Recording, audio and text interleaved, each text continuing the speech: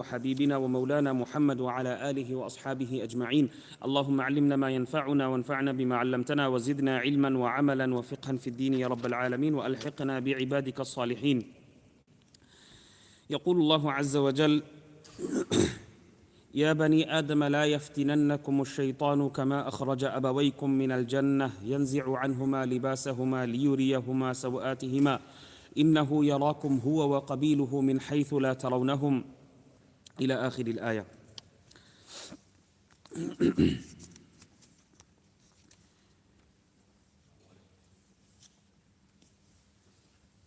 Inshallah, we will continue with the chapter of clothing on Targhib wa Tarhib. We have arrived on the dressing of the Sahabah and the simplicity in their dressing. وعن عمر رضي الله تعالى عنه قال: نظر رسول الله صلى الله عليه وسلم إلى مصعب بن عمير مقبلا عليه إهاب كبش قد تنطق به فقال النبي صلى الله عليه وسلم: انظروا إلى هذا الذي نور الله قلبه. Subhanallah. Look at this hadith of Rasulullah sallallahu alayhi wa sallam. It is reported on the authority of Umar radiallahu anhu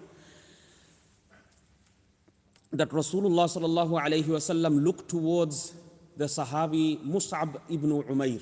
Mus'ab ibn Umair, before he accepted Islam, he was one of the richest Sahaba, one of the richest youth Sahaba, youngsters.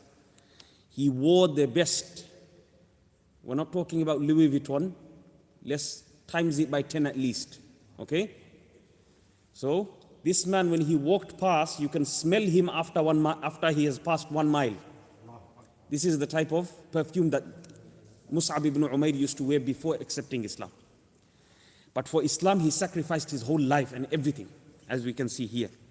Mus'ab ibn Umair was coming towards Rasulullah. Rasulullah made a statement: look at this man. Look at this young youth boy. He's wearing a sheep leather skin, something of extreme low value. Yes. It was not just that, it was also wrapped around him, probably to show hunger, most likely to show the severe hunger pangs that they were going through at that time. So this sheepskin was around his belly, tied up. فقال النبي صلى الله عليه وسلم: انظروا إلى هذا الذي نور الله قلبه. Look at this person who Allah subhanahu wa ta'ala enlightened with the divine light of Iman and Islam from his heart.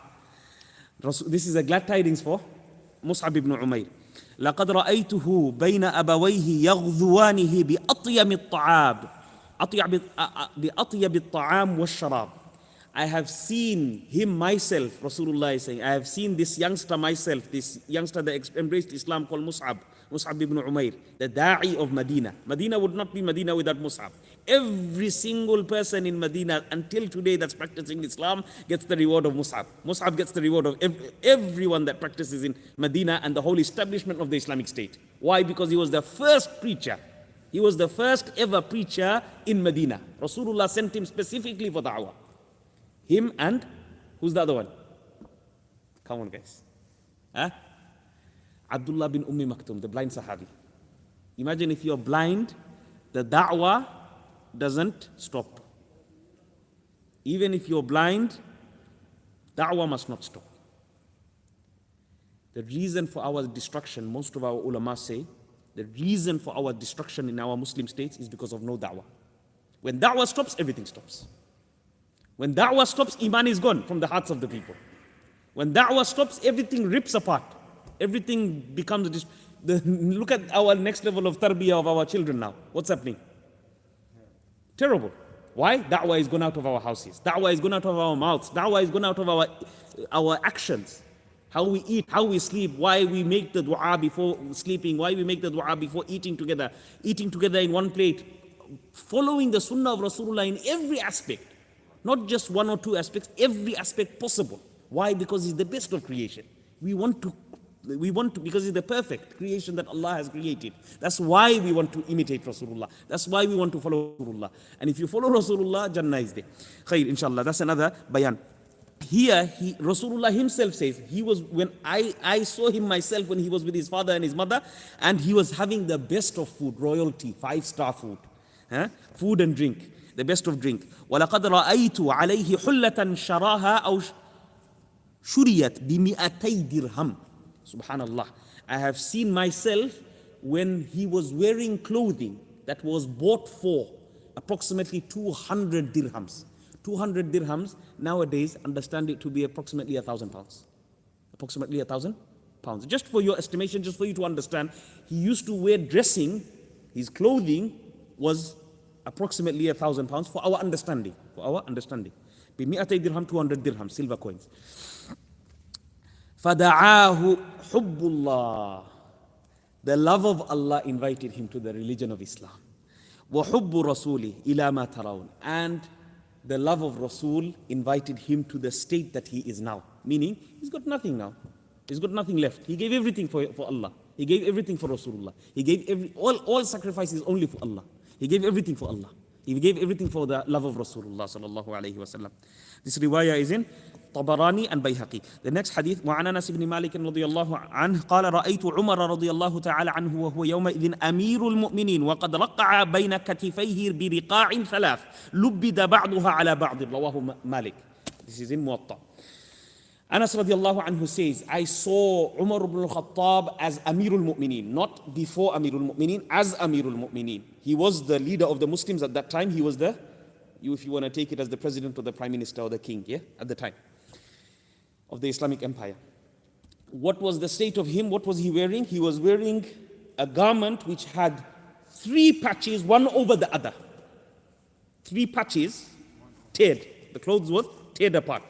1 patch, another patch, another patch. All of them one above the other. La ilaha illallah. وَقَدْ لُبِّدَ بَعْضُهَا عَلَى بَعْضٍ. So this was the state of Amirul Mu'mineen.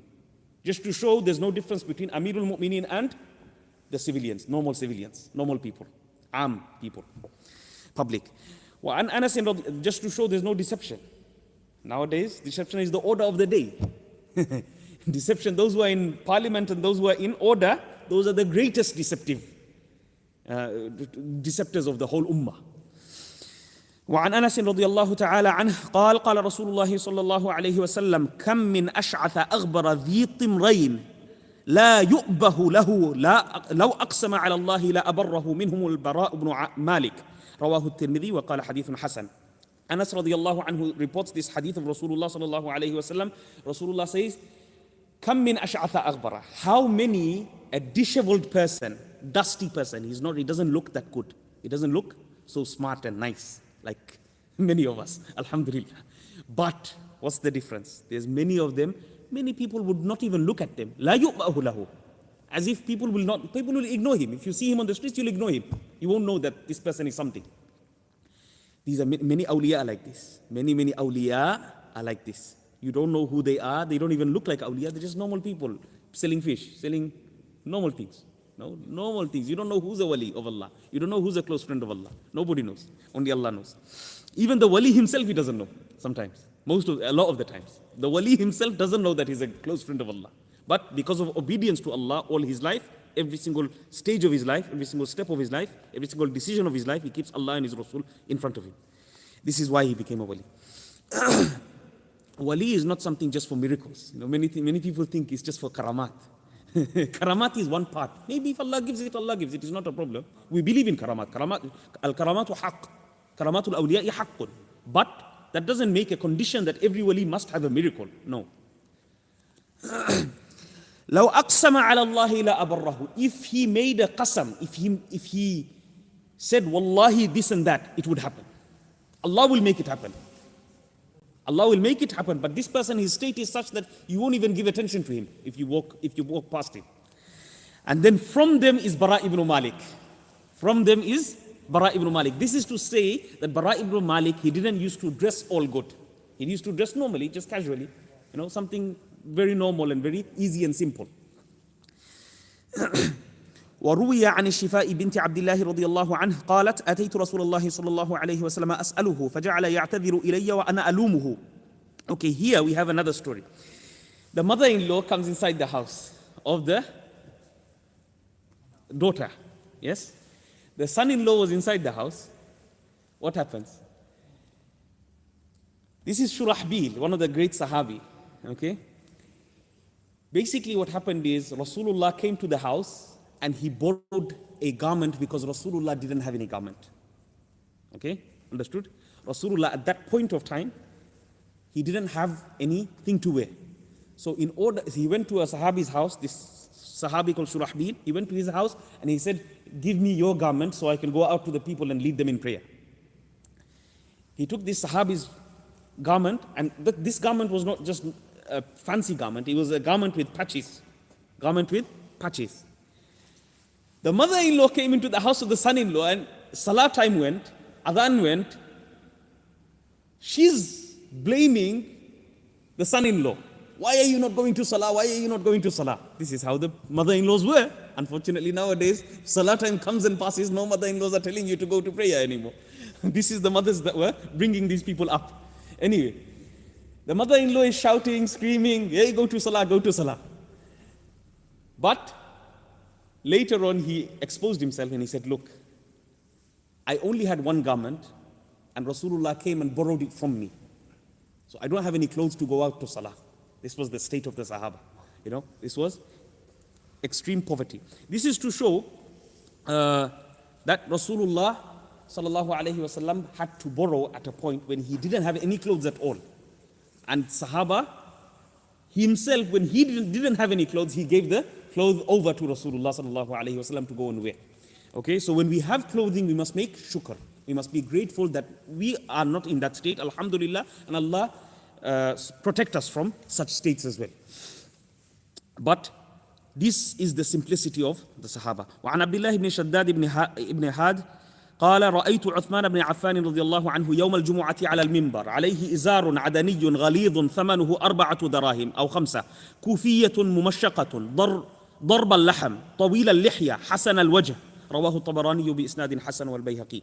Abdullah ibn Shaddad, he says that I saw Uthman bin Affan when he was the caliph on the Jummu'ah mimbar. When he was on the mimbar, what was he wearing? He was wearing a izar, a lower garment, lower lungi, if you want to call it nowadays. Yeah, lower lungi that was adani. Adani meaning it was from the place of Adan. It only cost 4 to 5 dirhams. For our understanding, 4 to 5 pounds. Yeah, meaning not something extravagant, not something like Nike or Adidas. Yeah, cheap, something normal, not that valuable. Kufiyatun mumashshaqatun, a Kufi cloak. Kufa, a Kufan cloak he was wearing on top. What was his description? The description of Uthman radiallahu anhu. He was darb al-laham. He was very skinny. He was very skinny, not like us. He was very skinny. So this being skinny and being able to, if your skinniness helps you to do more a'mal, then this is a great virtue. This is a great virtue. Tawil al-lihya, big beard. Who wants to follow Uthman radiallahu anhu? Who wants to be like the Sahaba? Grow your beards. Grow your beards. Uthman radiallahu anhu's beard was until his chest. Until his chest. Like Rasulullah. Rasulullah's beard was until the chest. Ali radiallahu anhu's beard was until the chest as well. Okay? So this is the true sunnah of Rasulullah. Hasan al-wajh. Hasan al-wajh. He had a beautiful face. Uthman radiallahu anhu, why? Because the glow of the face will shine. He was a person who used to recite the Quran all night in tahajjud. He was the person who recited the whole Quran in 1 rak'ah, remember. He was the great Sahabi. Inshallah, we'll stop here. جزاكم الله خير سبحانك اللهم وبحمدك نشهد أن لا إله إلا أنت نستغفرك ونتوب إليك